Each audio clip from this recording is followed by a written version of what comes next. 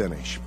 So it's my pleasure right now to be able to introduce our first witness today, a constituent of mine, Mr. Jim Ehrlich. Jim is the Executive Director of the Colorado Potato Administrative Committee, representing a significant industry in my home district.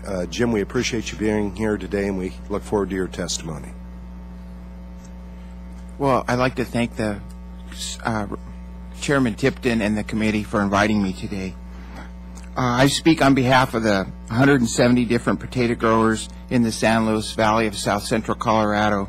These growers typically produce about 2.2 billion pounds of potatoes a year, with a market price of $175 to $240 million, depending on the price of potatoes that year.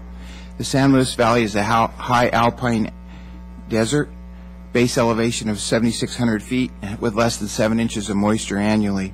Irrigation supplies are dependent on abundant snowpack and sustained utilization of a vast underground aquifer. Colorado ranks as the second largest shipper of fresh market potatoes in the country, a fact that many people don't know. This 6-county region of Colorado is dependent on agriculture as the economic engine for the valley's 50,000 residents. Unfortunately, we possess some of the poorest counties in Colorado, with many rural families having incomes below poverty level and without opportunity for better jobs. Today I want to focus on 3 things: the impact of high energy prices and gas prices on potato producers in the valley, the inability of the United States to increase domestic production of our vast energy reserves, and the cost of regulation to potato producers. The impact of high energy and gas prices on potato producers.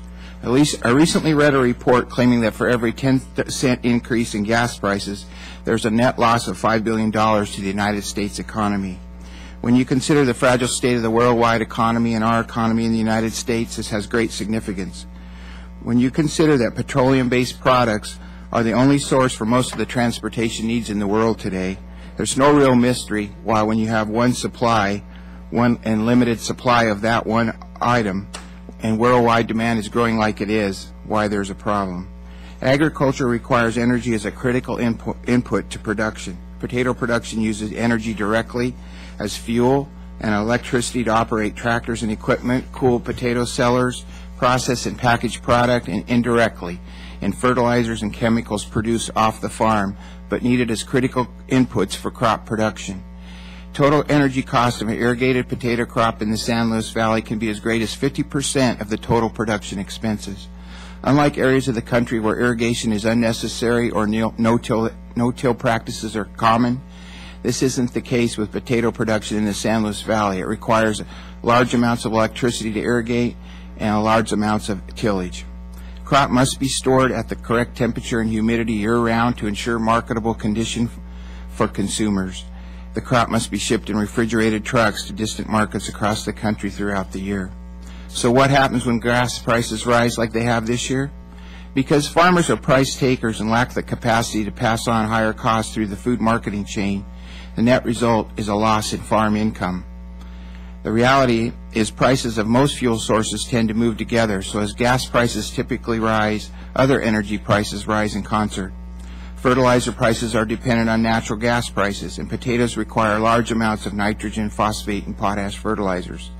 Harvest, sorting, grading, and shipping are all heavily mechanized energy-dependent steps. The San Luis Valley is located in an isolated mountainous region. High diesel prices affect freight rates and truck availability, cutting into the grower's bottom line. The economic reality for our area: when gas prices rise, farmers make less money. The local economy suffers because it is dependent on the farmers. Farmers are forced to cut back on expenditures, and this lack of economic activity impacts local businesses and communities, school districts, etc. The inability of the United States to increase domestic production of vast energy reserves. Because the United States relies on imported sources of oil for over 60% of our oil needs, we export wealth daily, primarily to countries that are hostile to us. This not only causes economic stress, but is a threat to our national security. Without a stable source of relative economical energy for agriculture, our nation's food security is at risk also, and as a result, our national security. As the proud father of U.S. Marines serving in Afghanistan currently, I speak from my heart. I recently read a report from the Congressional Research Service detailing the potential fossil fuel reserves of the world. This report came out in December. I was encouraged to see the United States might actually have the largest fossil fuel reserves in the world, but I was distraught because as a country we continually fail to develop these resources. It's time to find bipartisan solutions to develop all energy resources available in this country, including alternative energy sources. Energy prices are going to continue to rise with increasing worldwide demand, even if we develop every source of energy we have available as quickly as possible. Failure to act puts our great nation and its ability to feed the world at risk. The last thing I want to talk about is the cost of regulation to potato producers. I encourage the committee to consider the economic impact overregulation has on agriculture and small businesses across the country. Any new regulation should be thoroughly analyzed for the often unintended economic consequences that result.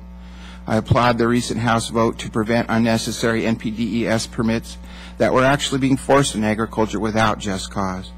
As a nation, we have to respect and consider everyone's opinion when we make decisions affecting the environment, food safety, school meal plans, etc. But as elected officials, you have the responsibility to create laws that carefully represent the beneficial interest of the majority of citizens. It's not possible to please all interests, and I know this because I work with farmers, and make progress. An example of this overregulation is the EPA. I can't even begin to go there, but I will point out one example. They're proposing dust regulations for rural America, and they don't have the data to show that these regulations are an actual problem. They don't even have a rural dust monitoring network. The reality is rural America is dusty. Potatoes grow in the good dirt that feeds all of us. In closing, I would like to thank the committee for the opportunity to testify today. Colorado potato growers are very grateful for the work you're doing and the commitment you have to agriculture in our nation. Thank you very much.